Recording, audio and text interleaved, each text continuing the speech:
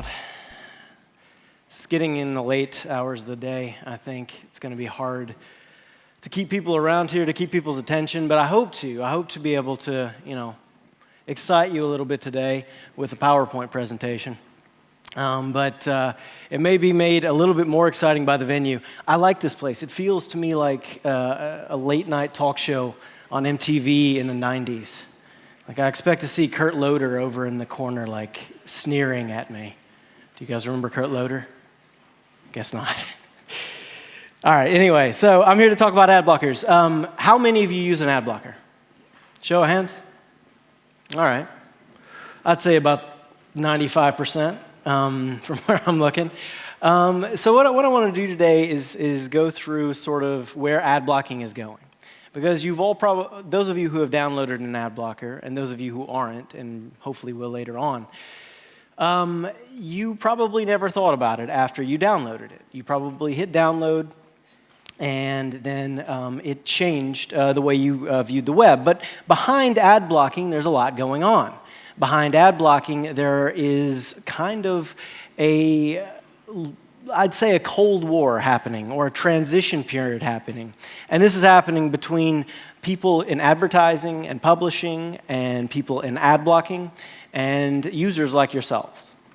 So not many people get a window into that world, but it can be a fairly contentious one. And what I want to tell you at the end today, what I want to bring you to, is the idea that ad blocking is changing the way that we see ads online, changing the way that we consume content online, and ultimately that it's making two very distinct groups: those who will block ads in the future and those who won't block ads in the future.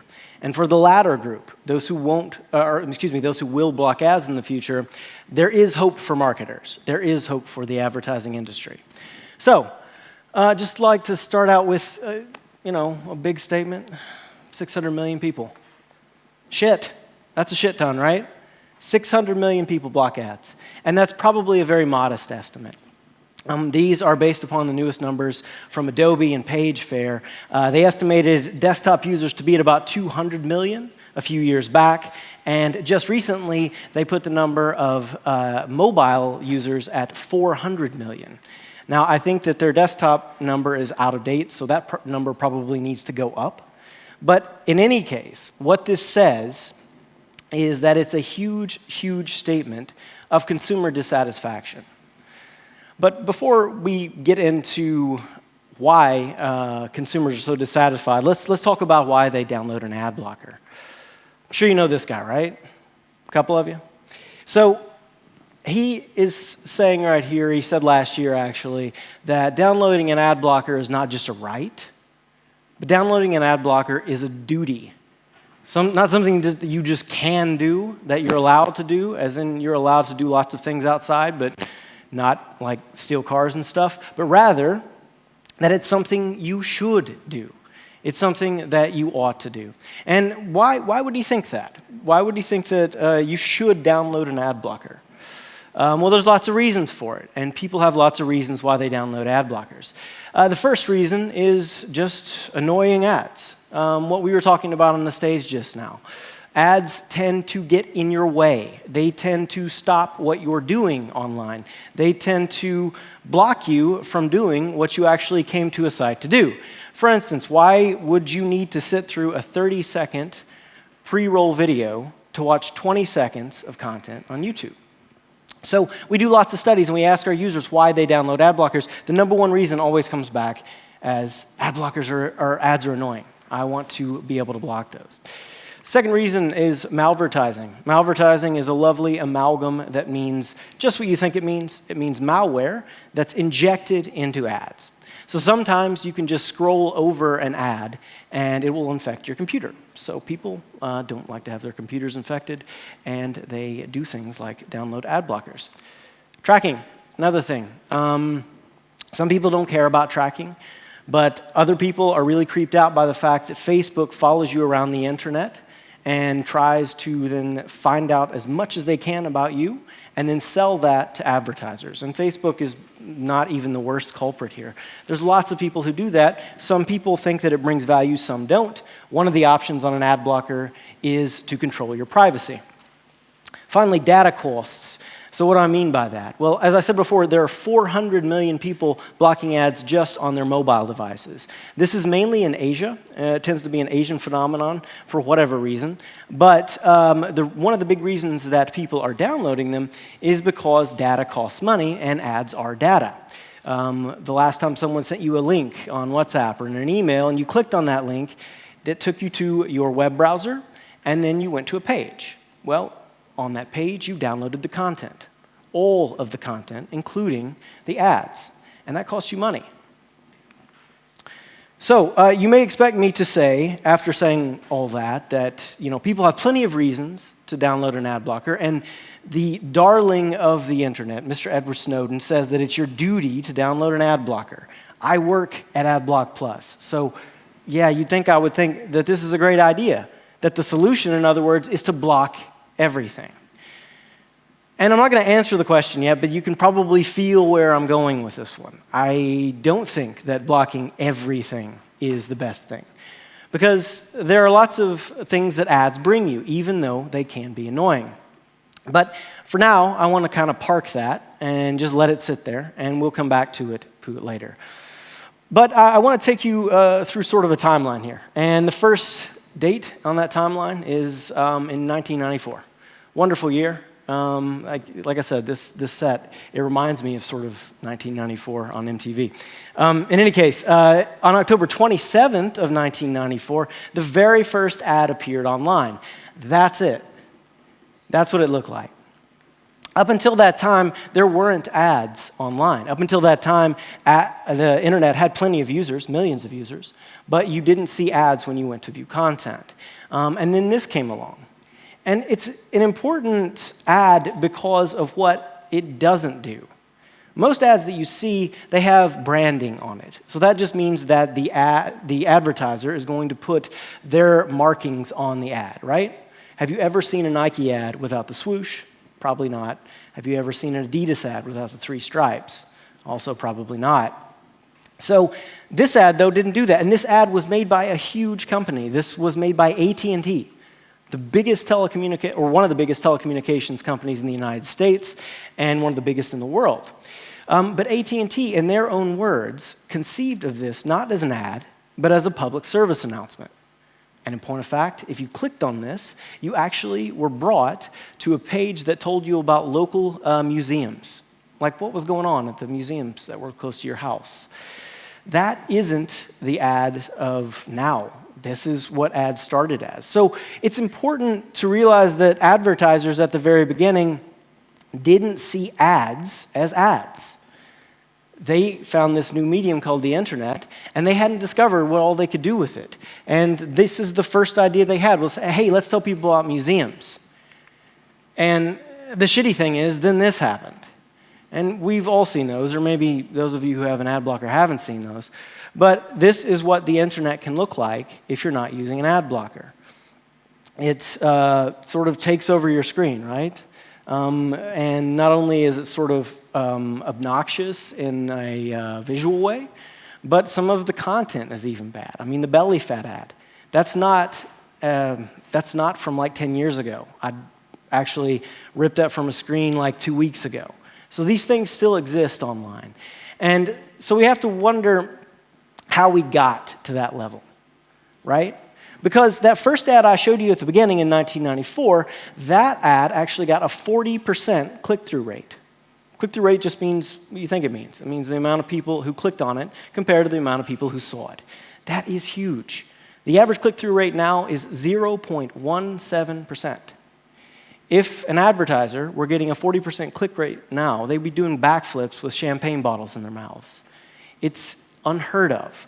And so things have changed. How did they change? Well, more and more annoying ads came online, because very soon after that first ad, there began to be more, and they began to resemble the ads that I showed you a second ago. And those ads began to pop up everywhere. And what happened is users started to ignore them.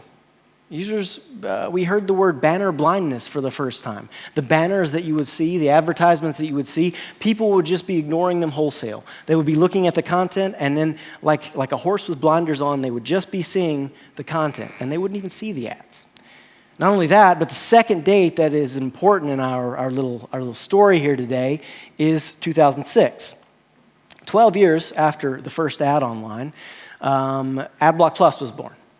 Before AdBlock Plus, there were ad blockers, but they were mainly the realm of sort of the techie few. And I'm not here to advertise AdBlock Plus today, but it was a game changer because it got huge, right? Within a couple years, one developer had 30 million users on his hands. And publishers, advertisers began to take notice. 30 million is a big number. So you had banner blindness, and you had people not seeing the ads because they were blocking them. And what did that lead to? Well, it led to publishers getting less and less money online. It's just because they had too many ads, right? It's just like supply and demand. If you have too much of something, the price goes down. So, and then that put us in this vicious circle. And the idea that I think we need to get to is to get out of that vicious circle. So can ad blocking be the entire cure? So sure, it helps. When you look at a page, if you're using an ad blocker, you're going to be able to take your blinders off and actually see the page without the annoying ads. And that's huge. But ad blocking does a far more important thing, and that's give you power. It gives you the power over your internet. Because if we look at pre-1994, this was a time when basically the internet was used for educational purposes, and it began to be used for news and spreading information on a larger level. After that, advertising kind of took it over. Tracking kind of took it over. And then in 2006, that's when people started to take the control back. And since then, they haven't given that control back. And now we have at least 600 million ad blockers in the world.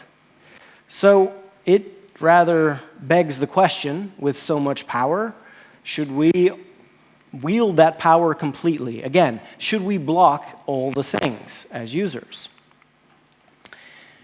But what about journalism? Journalism is clearly a very important thing. Whether it be funny, sardonic journalism like that up on the screen, or whether it be real journalism, we get value from that every day. We were reminded of that just last week with what happened in Orlando. After that, or before that, we were reminded by how important journalism is by what happened in Brussels.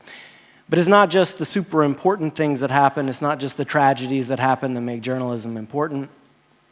Journalism is important also because you want to know how the WWDC went. It's also important because you want to know how what device to buy, what phone to buy next. It's also important because you want to know what critics think about movies. It's important for a lot of reasons, and it's important on a lot of levels. And if we're destroying that wholesale with ad blocking, then we're probably not doing the right thing, right? Because I want to be able to read about the first man to walk on the fucking moon, right? But journalism has to keep the lights on. To get all those wonderful stories, you have to pay journalists, and they have to edit stories, and those have to go through a series of editors. And I myself, I've worked in and around the business, so I know how this is. It's a business that hasn't really fared well since 1994 or so. But keeping the lights on in journalism is not made easier by the fact that people don't pay attention to ads, and it's certainly not made easier by the fact that people block all the ads.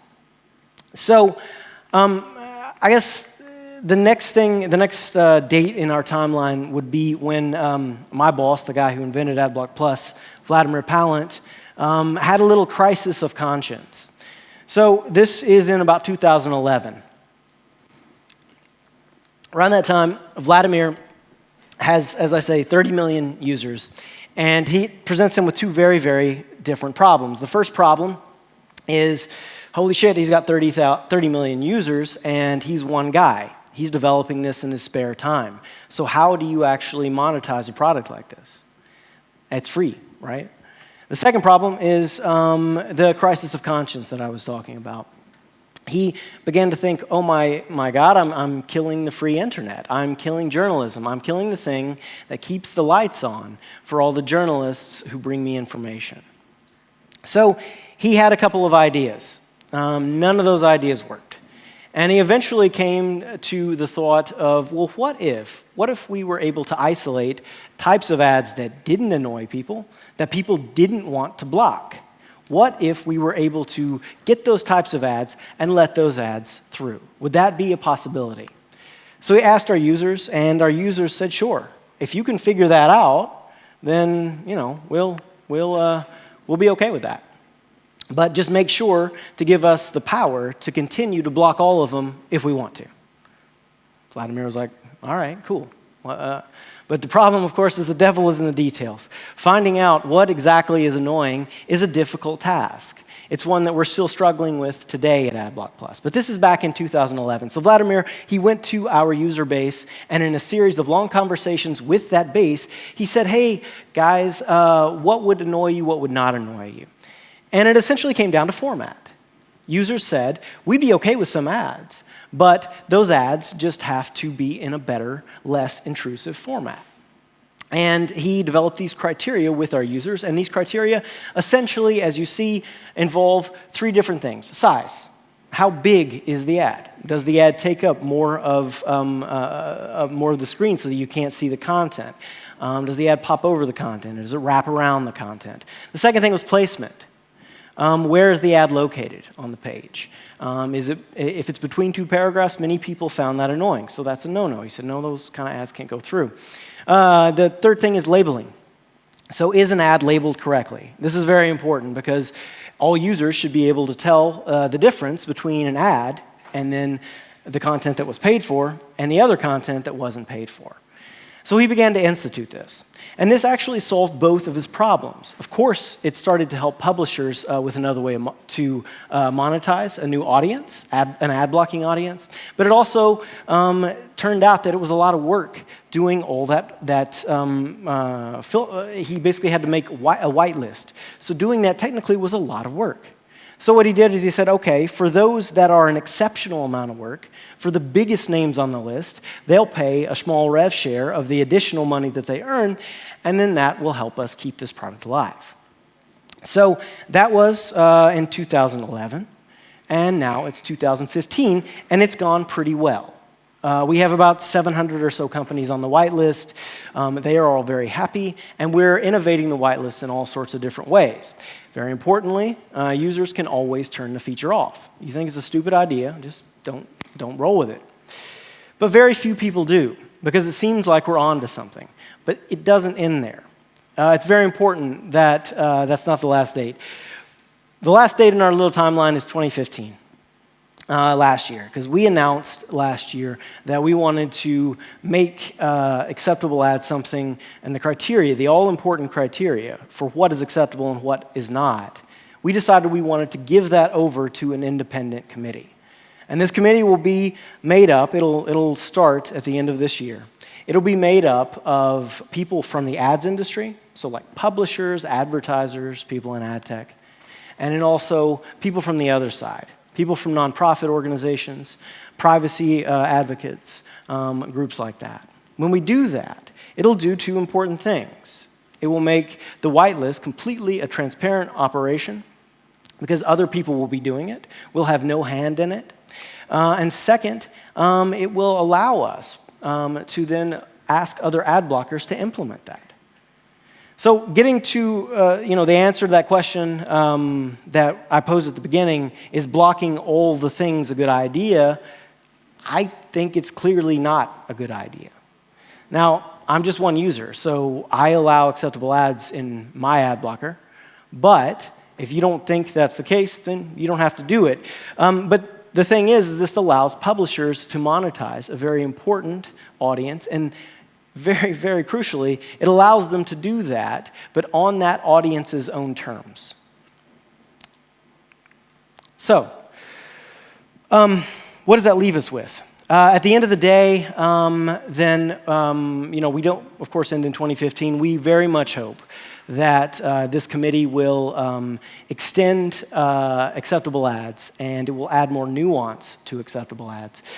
We are also exploring other technical possibilities to make the process very smooth, to cut down the time it takes for publishers to whitelist a site, and so on and so forth. So essentially, we're trying to make a very nice new way for advertisements to get through. But what does that leave us with? So we do have our first ecosystem, right? That's the traditional web. And what I put up there, those are the IAB, the Interactive Advertising Bureau.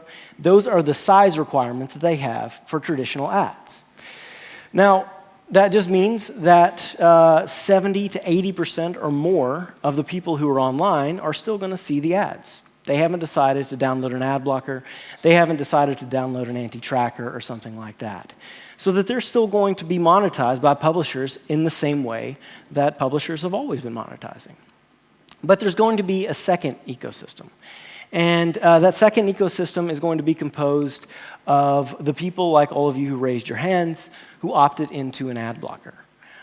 For those of you who opted out of traditional advertising, there can be ads that can bring you value on your terms, but can also bring a publisher and an advertiser value and allow them to monetize. And the wonderful thing about this second group is that they see a lot fewer ads at the end of the day, and they're a much more choosy audience. So those ads can be of much higher quality. The people who produce those ads can put a whole lot more money into those ads, because at the end of the day, they have to bring value and they have to not be annoying. Otherwise, people are just going to turn it off. So this is sort of the way we see the future of ad blocking. And that is, in short, that ad blocking is going to continue, but it's going to be one in which it won't be complete ad blocking, in which the users won't block all the things. But we very much hope that it's one in which users let certain ads through that can allow publishers to monetize. Now, I would be remiss if I didn't mention the fact that there should be non-ad ways to make money as well online. And there is a lot of promising work that's being done in the realm of micropayments. In fact, we just started something called Flatter Plus, in which we are trying to organize something where users can directly contribute money to sites that they like, but without having to do anything. So essentially, you just put money into an account, and it automatically is dispersed to the sites, to the content that you love. It rewards good content, and it allows people who don't want to see any ads at all to still give some money back to the ecosystem. But I was called upon today to talk about the future of ad blocking.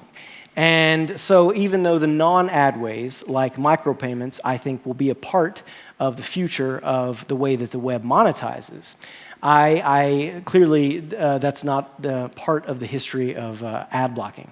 In the history of ad blocking, I think it's clear that up until this point, it's been sometimes a too contentious history.